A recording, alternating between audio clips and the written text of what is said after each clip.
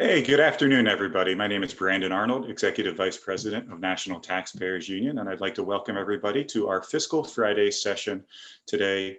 As we are a little more than a week out from the election, we are now going back and looking at the results, not just the presidential and Senate and congressional races, but also the ballot measures. For people that have participated in Fiscal Fridays in the past, you know we have a very keen eye on what happens at the ballot box in terms of ballot initiatives, referenda, other measures. Because indeed, if you look at our ballot guide, there were 2,365 measures on state and local ballots that could have raised taxes by nearly $25 billion this year. Fortunately, many of those were rejected. But it's not all good news, as you'd expect. There were some tax increases that passed. A lot of attempts to raise taxes thankfully failed, but it was a mixed bag, and we want to walk through some of those successes and some of those failures today on the webinar. So first of all, if we're looking at one of the biggest wins in terms of the size of the tax cut, in terms of the size of the potential tax increase, and the long-term implications, I think we can look to the very, very blue state of Illinois, believe it or not. There was a constitutional amendment there that would have allowed a graduated income tax to be imposed that would have raised taxes by at least $3.6 billion. In the blue state of Illinois, this was rejected by voters, much to their credit. So big win for taxpayers in the state of Illinois. Oddly, looking at a traditionally red state, Arizona, there was a tax increase that was passed. We saw a proposition there be approved by voters that is going to increase the top income rate from 4.5% up to 8% for earnings over $250,000. So bad news for Arizona, especially because Arizona has done such a great job of attracting residents from the West Coast and the Southwest due to its low tax rates and favorable business climate there. I think they're going to be taking a step backwards, unfortunately, but hopefully that's something they can address going forward. And then we see states like the bluish purplish state of Colorado that had mixed results. On one hand, they approved a tax cut, an income tax cut of about $160 million a year. That was great news. It was, in fact, the only income tax cut that was on statewide ballot in the entire country. So kudos to Colorado voters for approving that. The sad part of that is that they also approved a tax increase that was actually much larger. It was a payroll tax hike of about $1.3 billion that's going to fund new parental leave programs in Colorado. And then we saw in Florida, always a lot of attention on Florida because it's traditionally a big swing state in presidential politics. They had a ballot initiative that will unfortunately raise the state's minimum wage by up to $15 an hour. That's highly problematic for a state that depends so much on tourism and hospitality. Those small businesses, unfortunately, are going to have to pay a lot more out to their workers, and hopefully some of them that are just scraping by during this pandemic won't be too adversely affected, but something to watch in Florida, something to be concerned about. Oddly, it was a state that was expected to be razor thin in the presidential race, and of course was called very, very early for President Trump. So interesting to see the results go two different directions in terms of presidential politics and the ballot measure. And now I want to go ahead and pivot to the Golden State, the biggest state in the country in terms of population and economic output, and one that can sometimes be a basket case in terms of ballot measures and public policy in general. We are very fortunate to have with us today Jon Coupal. He is the president of the Howard Jarvis Taxpayers Association. He's the longtime president of Howard Jarvis. During his time there, he has opposed so many ballot measures that would have done California's taxpayers such a disservice. He's really one of the foremost experts on tax and fiscal matters in the state of California. And he is also, to his great credit and to our great appreciation, a member of National Taxpayers Union Board. So, Jon, I'd like to welcome you to Fiscal Fridays. Thanks so much for participating. Well, it's a pleasure to be here, and you call California a basket case. I think that's an insult to basket cases, quite frankly. We have some very strange policies here, policies that, of course, are counterproductive to the outcomes that the progressives say they want to achieve, and we see that across the board in tax policy. So, yeah, it's a strange place. It's a beautiful state, and some of us will probably go down with the ship or turn things around. This last election cycle was certainly encouraging on that front. by seeing some victories, some major victories, both on the initiative front and also with some of the candidates that actually prevailed. So here we are. Yeah, absolutely. It was kind of surprising, like looking back at Illinois to see them reject a huge tax increase. The same thing happened in California. This could have been a disastrous election in California. Based on our count, there was nearly $15 billion in tax increases that were put before voters in the state, and a little over $20 billion in the form of bond measures that could have increased spending and long-term debt obligations that probably would have resulted in significantly higher taxes on taxpayers in California. One that comes to mind right off the bat, I think it was the largest tax increase on any ballot in the entire country, was Prop 15. And that was a split roll property tax. Thankfully, California's rejected this, which is surprisingly, I think I misspoke, it's $12.5 billion tax increase potentially. So this money was supposedly going to be earmarked for education, which always makes it much more difficult to sell something like this to the public. How were you able to beat back this enormous tax increase in the same election that your state went overwhelmingly for Joe Biden at the presidential level? Yeah, well, first of all, I think we're dealing with, and we were able to characterize Proposition 15 as a direct assault on Proposition 13. Prop 13, as you know, is the iconic initiative from 1978 that was really the beginning of the modern tax revolt movement back in the era of Ronald Reagan. Howard Jarvis and Ronald Reagan were good friends. Now, obviously, this is no longer the California of Ronald Reagan or Pete Wilson or George DeMajian. This is a significantly far left state, but there are streaks of fiscal conservatism. And in fact, many Democrats, a third of our members, interestingly enough, are Democrats, and now they tend to be very conservative Democrats, what they call blue dog Democrats, Reagan Democrats, whatever you want to call them.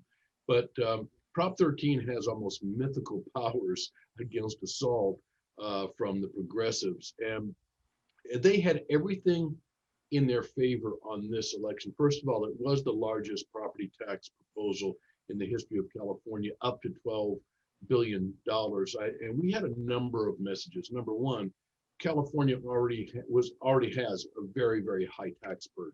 We have the highest income tax rate in America at 13.3%. We have the highest state sales tax rate in America. We have the highest gas tax. And even with Proposition 13, California ranks in the top half of all states in per capita property tax collections.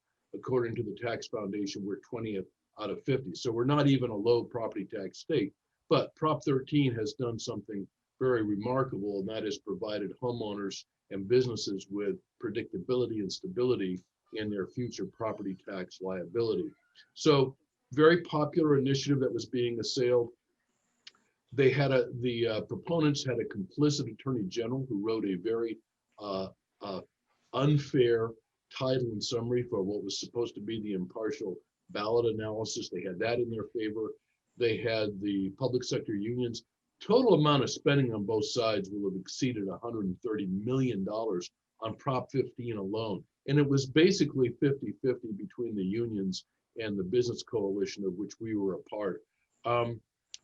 I also think we beat it because of the coordination between the grassroots organization like the Howard Jarvis Taxpayers Association and the business community, the California Business Roundtable, the Chamber of Commerce, the National Federation of Independent Business California, California Business Properties Association, some very well-moneyed groups on our side, and we coordinated with them very well. Now, we did run our own campaign, but we coordinated with the larger coalition, and they left it to us to run the radio. And Jarvis spent about $2 million up to $2 million on our campaign. About $1.5 million of that went into radio, and radio for a taxpayer group. And I think for people who are watching this webinar, keep in mind that radio is a very good format for grassroots taxpayers and business taxpayer groups to get out there. I'm not sure why that is, but it has worked well for us in terms of cost benefit analysis, the amount of reach we get. And also there are so many talk radio hosts that are on the conservative side that you supplement your paid media with the earned media with the talk show host. So we were all over the radio waves throughout California, all the way from San Ysidro to the Oregon border with both paid media and earned media. So, and the other side had a lot in their favor, but we had a very well-run coalition. I think at the end of the day, people saw this as a direct assault on Proposition 13, notwithstanding the fact that the proponents argued that this was just a tax on big corporations. Voters did not buy that. They understood that if Costco or Walmart has to pay higher property taxes, that will translate into higher cost of living. In California, we have the second highest cost of living in the United States. So we had the right messages. They had a lot of things in their favor, but we had, I think, the better messaging, and we had an extraordinarily well-run campaign with a lot of coordination from the affected industries and taxpayers. So knock on wood that we got a good one there. Well, kudos to you. That was a very impressive outcome. And I got to wonder, looking at the policy here, this was a tax increase that would have fallen, as you said, on the business community. So from an individual perspective, it's not going to hit me, it's just going to hit these businesses. But I wonder, in this current climate where we have so many businesses that aren't able to operate or only able to operate at limited capacity, we have so many small businesses in particular that are going under, unfortunately.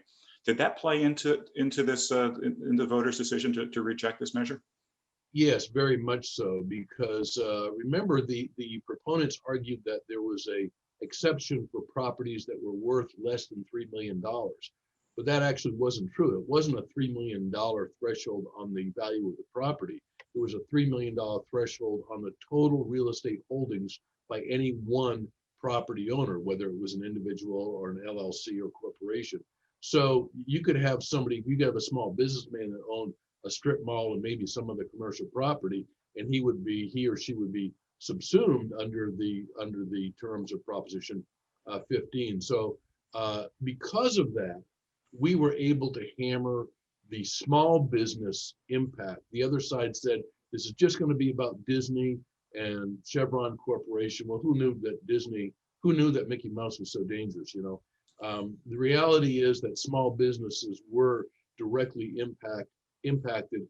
And one of the messages, Brandon, that we were able to advance very effectively is that small businesses almost invariably pay their rent through what's called triple net leases. So the tax liability imposed on the landowner immediately flowed down to the tenants, and 80% of small businesses in California rent their property. So the small business message was very impactful. And as you mentioned, the impact of the pandemic with the restaurant industry in California would have been crushed. It's already being crushed with the pandemic.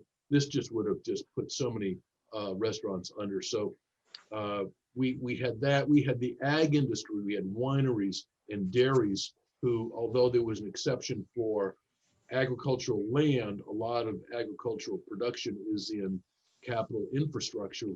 Think of wineries and dairies again. So again, the California Farm Bureau came in with a bunch of advertising. So again, now what the collectivists, the progressives, have always hated Prop 13, and they've always wanted to split the role.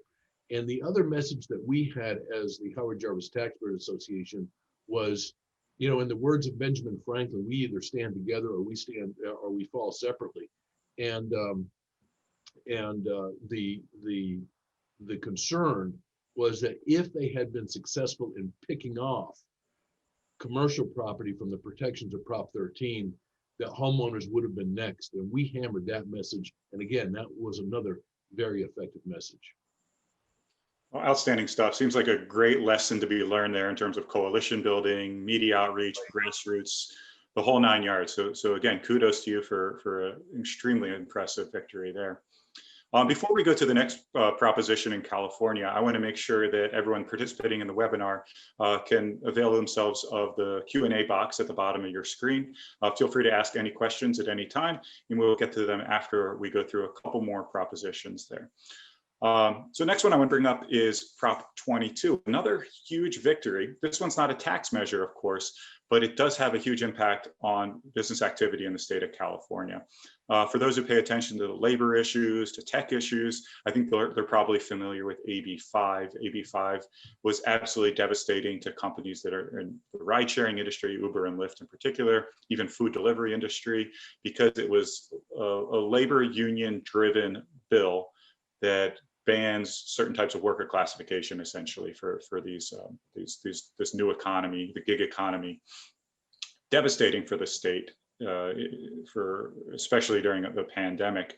And Prop 22 would do a few things, but most importantly, the core provision there was overturning AB5, which had just been passed by the legislature last year and just taken effect at the beginning of 2020. So kind of walk through this situation here. How, I mean, it's almost amazing that in California, where you have so many of these companies headquartered, where you have such a thriving tech sector, that they would have cracked down on them and disadvantaged these companies and their consumers the way that they did. How did the tide turn so quickly from passage of this bill last year to defeat of AB5 via Prop 22 last week? Well, first of all, AB5, which would have severely restricted the use of independent contractors in a variety of contexts.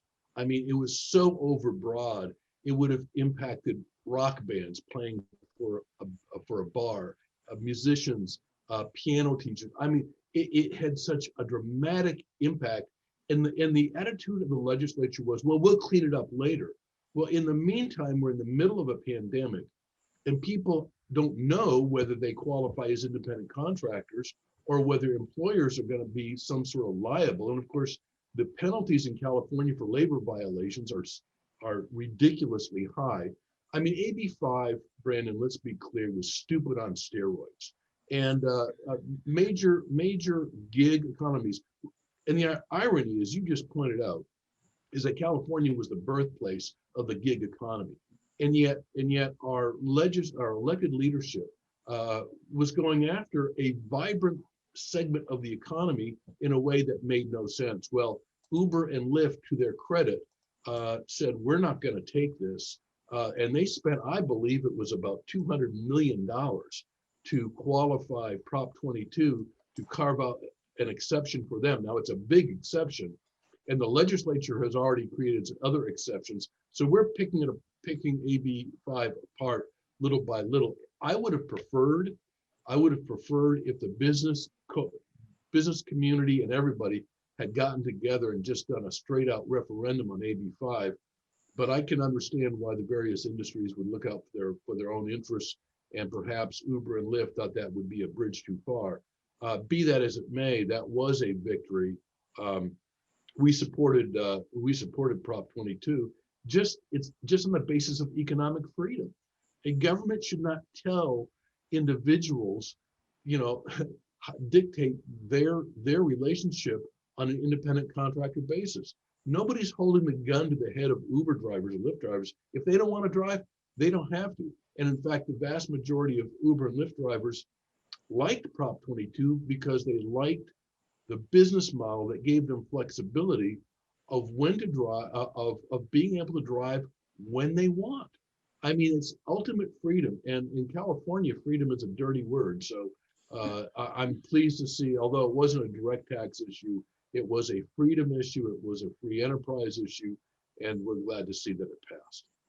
Yeah, absolutely. And it's an employment issue. Right now, the unemployment rate, thankfully, has come down considerably relative to where it was a few months ago. But we still have unemployment in this country at about 7%, slightly under 7%. So much higher here. Yeah, much higher here in California. Much higher. Right. Here in California. Probably in significant part due to your tough labor laws and tax laws and so forth. So it just absolutely blows my mind that the government of the state of California is looking to ways to limit employment further, rather than knocking down regulations, knocking down high taxes in order to give people an opportunity to work and support their family during one of the toughest economic periods in recent memory. Absolutely. Absolutely. Well, congrats for your great work there. Let's pivot to another ballot measure that unfortunately we aren't going to be so celebratory in discussing, and that is Prop 19. So Prop 19, it's a little bit complicated in that it deals with property transfers and assessments, but essentially what it boils down to is a $1 billion tax hike, according to the research that you've provided on your website, HJTA.org, a $1 billion tax hike on families who are trying to pass along their property to their heirs. Can you walk through kind of what exactly this proposition is going to do now that it unfortunately has passed? Yeah, this was a tax increase measure that was not proposed by the unions. It was proposed by the California Association of Realtors. Believe it or not, the Public Sector Association was the big sponsor of this. And what they wanted obviously the interests of realtors. I don't object to this. But was to churn real estate sales. And in California, property is reassessed to full market value when it changes hands. And there are limited provisions in California whereby you can take your Prop 13 base year, which is low, with you if you move to another home within the same county or to another county if that county has reciprocity with the county that you're living in. But there's that geographic restriction. There's also an age limitation, and there's another limitation that the house you're moving into has to be of equal or lesser value. We like the portability. We call it the portability provisions. And the realtors had tried 2 years ago to get this done, and they failed. Well, this time they married it with another provision that isn't good. So we had a situation with Prop 19. It's like being served a nice juicy steak that is laced with cyanide. You're not going to eat it. So it had a very nice provision, this portability of expanding the ability to take your base with you to any county in California, unrestricted by dollar amount. And so we would have been supportive of that had that been the only thing that was in 19. But 19 also had this other provision, repealing an initiative from the 80s, Prop 58, that allowed parents and grandparents to transfer their property to their children and grandchildren without triggering reassessment to full market value. Because under the old law, whenever that transfer would take place, that was like a death tax or an estate tax. So unfortunately, this provision of 19 is going to screw up a lot of estate planning for a lot of families who wanted to transfer real estate to their children or grandchildren, particularly small businesses or small number of unit apartment buildings, like 4-unit apartment buildings. If the parents own that, they wanted to keep that as a source of income for their children as part of just passing along their estate. They're now stymied from doing that without a big tax hit. So unfortunately it passed. It passed by via a very deceptive campaign. As you know, Brandon, we spent almost all of our resources on Prop 15. And as bad as 19 was, we spent a very nominal amount on it. And the realtors spent about $55 to $60 million on a very effective disinformation campaign. But be that as it may, it passed. So now estate planners, now we are advising anybody who wants to pass along real estate to their children or grandchildren to please contact your estate planners and your tax lawyers, because your plans may now have just been kicked to the curbside. But be that as it may, the portability provisions are now law. That's going to help a lot of older homeowners who want to move someplace else in California without being restricted. Well, that's a nice silver lining there. Yes.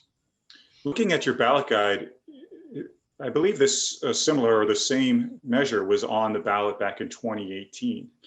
So were they exactly the same? And if they were, how come it failed back then only to pass now? Well, it failed back then because the realtors were getting pushback from the progressives in the legislature telling them not to proceed. So after they qualified the initiative in 2018, they were told to stand down, and they didn't spend any money in favor of it. So they spent $10 million qualifying the initiative and then walked away from it. Now, we supported it. We told people it's a good thing. And I somewhat criticized the realtors from walking away from that initiative. but for insider political reasons, they decided to walk away. They were told by the Democrats, the progressives, that if they wanted to proceed with the portability, they needed to find a way to pay for it. And their way of paying for it was to take away the intergenerational transfer protections. So it was kind of a power play, and there was a lot of backroom deals that I won't go into here that are very disappointing. But again, it is what it is, as we say, and we have the portability provisions, which would have been a clean proposal in and of itself, but they were kind of blackmailed into putting in a revenue enhancement as part of their proposal. Okay, thanks for that explanation. It's very helpful. That's politics. Yeah, that's politics in California. You don't want to peel back the layers of the onion too far, because you'll be shocked at what you see. Yeah, I'm not surprised to hear that at all. We'll keep this a family appropriate webinar and limit. Yes. We'll save that for another time, perhaps. Right. So again, I want to invite all of our participants to go ahead and use that Q&A box at the bottom of your screen if you have any questions for Jon. But I'll go ahead and give you another wide open one, Jon. What were maybe the biggest surprises or maybe results that you were most excited about that were on the ballot that we haven't addressed so far? Well, the other big property, this is very important for property rights, was the overwhelming rejection of the rent control initiative. This is the second time that the tenants advocates have been turned down by rent control, and it was by a pretty large margin. Now think about that. California is a very progressive state, and there are some jurisdictions that have rent control, but when the measure is put on the ballot as a statewide issue, voters don't like it. There are a lot, the apartment industry is very powerful, and not because of just the big apartment owners, the big corporations, but there are a lot of owners who own just small apartment buildings, a couple of units, and a lot of minority communities, a lot of minority property owners, Hispanics, Koreans, Asians, the African Americans, who own property and use that as a source of income. So there was a lot of pushback against rent control. And I think people are coming around to the realization that rent control is just stupid as a housing policy. We've always said that the two most effective ways to destroy a community are rent control and carpet bombing, and it's a close 1 and 2, which one's worse? So, if you look at rent control jurisdictions, rent control makes cheap housing available to rich people at the end of the day. Housing is a big problem in California, but there are much better ways to incentivize the creation of new housing stock that doesn't involve artificial market limits. And so that's been an important issue for us. It's been an important issue for us because people don't realize that Howard Jarvis, back in the day, he was the executive director of the Apartment Association of Greater Los Angeles. So our roots with the apartment community, particularly small property owners, it runs very deep and very historically. Wow, that's fantastic. Well, Jon, it's really been a pleasure talking to you today. It's absolutely amazing how, in a state where things could have gone absolutely awry, we could have had really bad results, massive tax increases, to have mostly good news. Obviously, we got a little bit of bad news, but that seems to be the case just about all over the country. So kudos to you for your fantastic work, that of your colleagues as well, in beating back some of these tax increases, in passing a proposition that will open up commerce and for Uber, Lyft, ride-sharing companies, and allow freedom of mobility. It's so important to your state. Congratulations for all your great work. We really appreciate you being a member of our board as well. You're an invaluable member of the team. So thank you, Jon, for all you do. Thanks for participating today. And also thanks for everybody there at home and in your office for tuning in for today's issue of Fiscal Fridays. Thanks. Hope you'll be back again soon. Thank you. Thank you, Brandon. And thanks to NTU for hosting this. Take care. My pleasure. Bye-bye.